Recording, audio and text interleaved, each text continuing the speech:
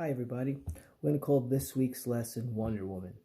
I picked Wonder Woman because she was a superhero and we're going to celebrate Women's History Month in March. Part of Women's History, Mr. Boccia included last month with the Black History Month, 3 women in African Americans in sports. So you can look up those women at the ps205.org website. And then also I'm going to be ordering a book called Woman in Sports, 50 Fearless Athletes. And it's ordered, and I'll have it at the school if people want to look at it. And actually, I'll try to show it to you on the video for next week or when I get it. So just want to bring that up for March. And we're going to continue. So I want to just see how you're feeling today. Thumbs up, thumbs down, sideways. I'm a little sideways today. My body's a little achy. So I'm a little tired. Not in my best mood this week. Anyhow, I want to thank a couple students. I have a bunch of people that have been doing work on the Google form. They've been doing it on Flipgrid, so thank you so much. They enjoy the riddles.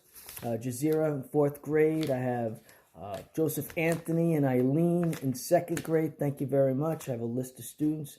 Amber, Jose in 4th grade also. Thank you very much. Cassandra's in 3rd grade. Cindy Hernandez, 3rd grade. Thank you. Keep up the good work. Some of my 5th graders are Alan Sanchez, his brother Josue Sanchez. Thank you. Angie, Edwin, Gabriel, Ilion, my 5th graders. Isaias, Ariana, thank you so much. And there's many more. So I just wanted to thank a couple of you. And we're going to continue with this week. Now, something exciting is going to happen this week at PS205. Mr. Boccia and Ms. Schmier, we were able to get donations, and we have equipment for all the students in the school this week. So I'll explain some of it, but we have resistance bands. So those are like bands that you have to pull, and it gives you strength. You can do those indoors. So we're still inside, and we'll be able to use that for next week's lessons. We have the pink handballs that you'll see. We can use it for handball or bouncing games. And jump rope. So everybody, all the students in the school, blended and remote, will be getting all 3 pieces of equipment. Now, if this week coming up, if you're a blended student and you're in school, Mr. Boccia and Ms. Smear will be giving it to you while you're in school. The fully remote students will be getting it on Friday, March 12th. Okay, so we're going to put out a flyer. We'll let your parents know. We'll tell you what time to come to the school, and you'll be getting it next Friday, the fully remote students. So it's very exciting. This way we'll be able to do things while you're at home, and Mr. Boccia and Ms. Schmier know the equipment that you have. So it's really exciting things. This week we're going to continue with maybe some exercise videos. I'll maybe try to give you an introduction to the resistant bands.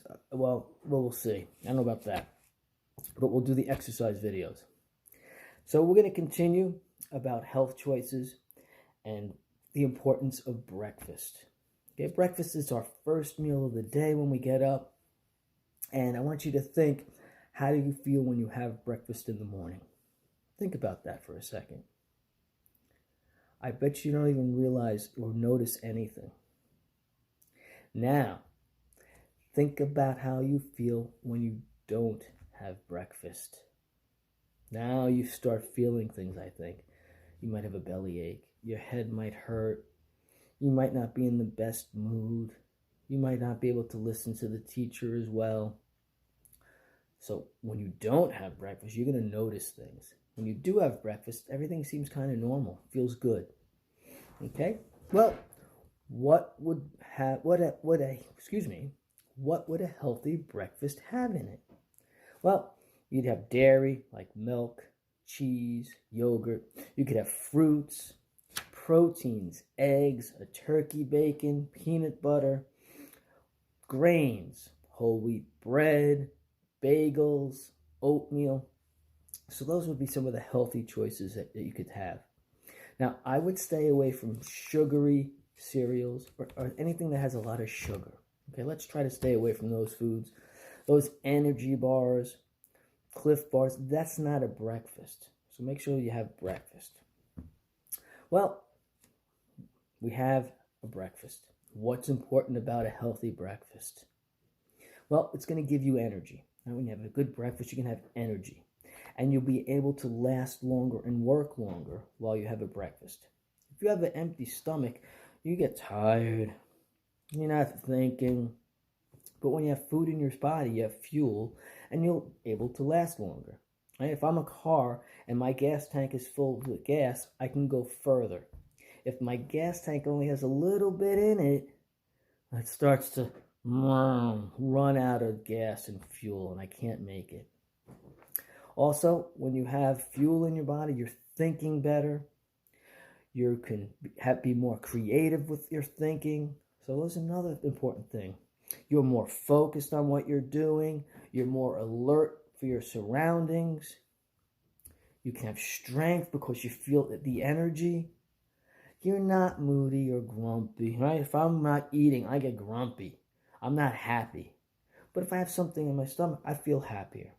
Okay? So that's something about breakfast that we should know that's important. Sometimes when we have tests, it's important to have breakfast before we come to school or at school. This way, when we're taking a test, you can have your brain is focused on your work and not your belly. All right, so now my question. There are so many of you from diverse backgrounds, from different countries.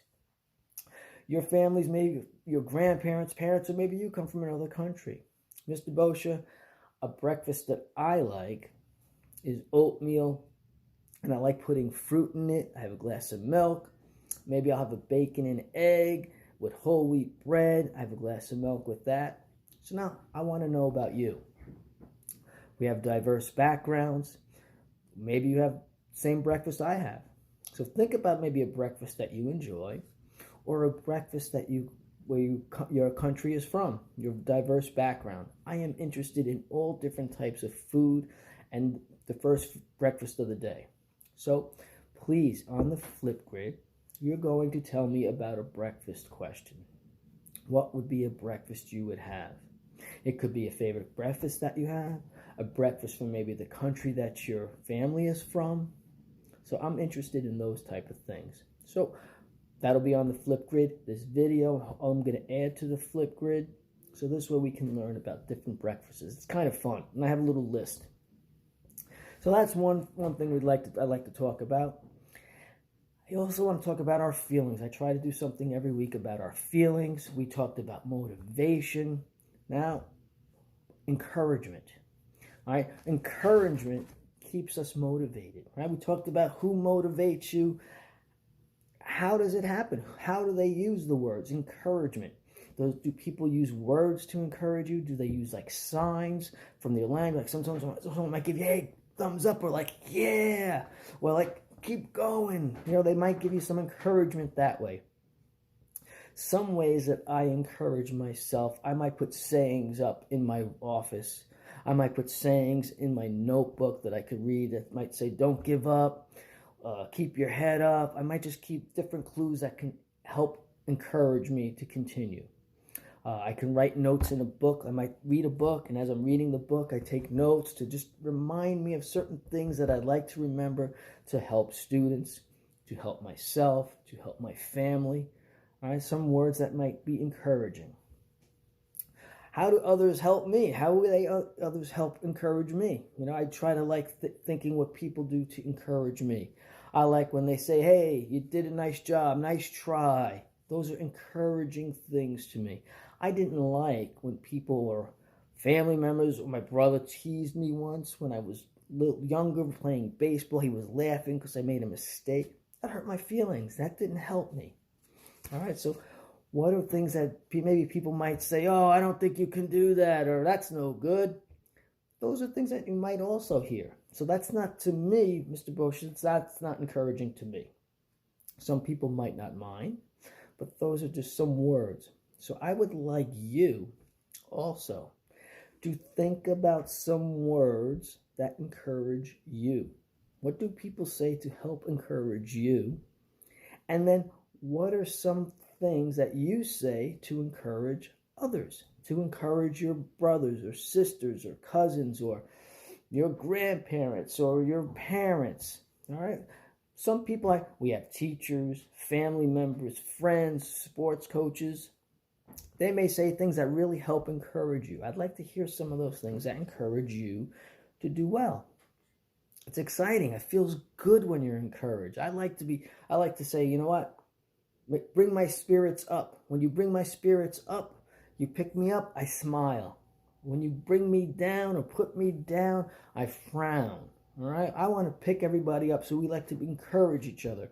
You make a mistake, it's okay, but I'm going to encourage you. So in Flipgrid, you'll see the question I have to ask you.